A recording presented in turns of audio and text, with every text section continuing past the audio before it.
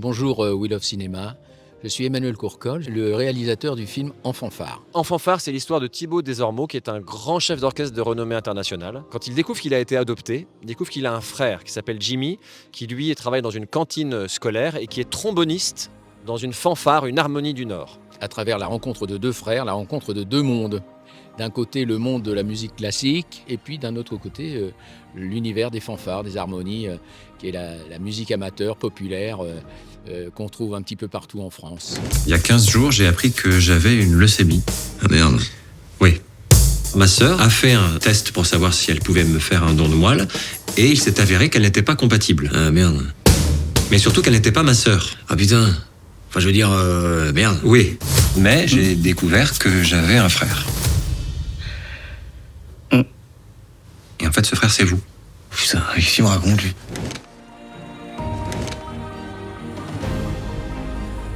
J'ai beaucoup aimé l'histoire, j'ai beaucoup aimé le rôle, le personnage, et c'est vrai que, très sincèrement, ils le savent, jouer avec Pierre Lotin et Benjamin Lavanne, que je ne connaissais pas. Moi, pour ma part, c'est de retourner avec Emmanuel Courcol, avec qui on avait adoré tourner dans Un Triomphe.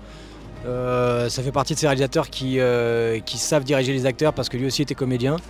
Le défi d'apprendre la direction musicale et de savoir qu'on va vivre un tournage exceptionnel parce qu'on va rencontrer le monde de la fanfare, parce que Emmanuel a pris au casting une vraie fanfare, donc je savais que ça allait compter dans l'authenticité du film, mais apprendre la direction c'est un sacré défi et que j'allais diriger réellement des musiciens professionnels.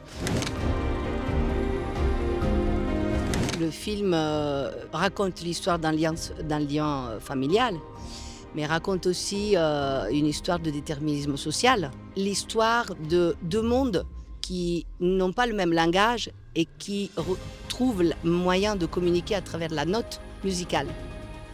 Et que cette note musicale peut être vécue comme, entre guillemets, la grande musique ou la musique populaire, ça reste une note de musique. On commence à tourner, tout ça, on est dans l'émotion, tout ça, et au bout d'un moment, il y a un truc qui me perturbe, je dis ah j'y arrive pas, je sais pas quoi et tout. Et il y avait un phoque derrière, quoi.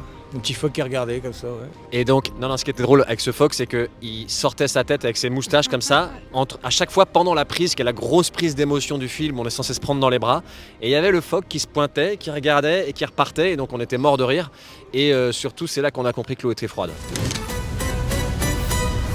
Alors c'est ça la vie qu'on aurait dû avoir. Si on avait tiré le même numéro, t'appellerais pas Thibaut, toi? Ouais, hein? Tu m'appellerais comment?